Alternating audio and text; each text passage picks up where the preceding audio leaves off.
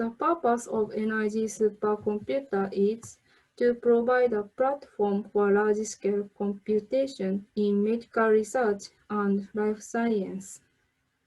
The machine is located in the building next to DDBJ Center, and it has 26.7 petabytes of storage and 157 terabytes of memory so that we can handle the recent petabyte scale data.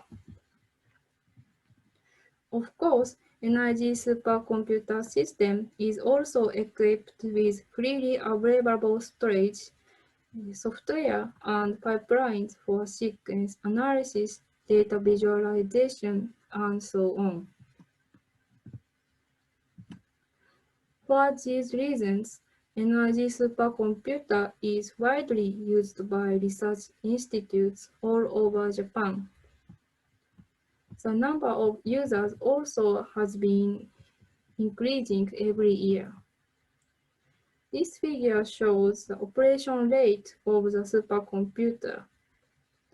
The rate is always around 80%, so the computation is performed for 24 hours a day. You can also access DDBJ databases via the supercomputer. For the open access databases, every user can freely access them. JGA data is provided only for those who have been approved to use.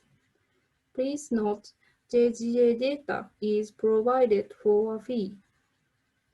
For more details on how to use the supercomputer, please refer to the next lecture by Dr. Okuda. Finally, let me introduce the application procedures for getting user account for researchers belonging to institutions other than Japan. Due to our criteria, the responsible person for your account should be a permanent resident in Japan. So, please contact the candidate responsible person at first. After you received an agreement from the person, you can then apply the application form through the website.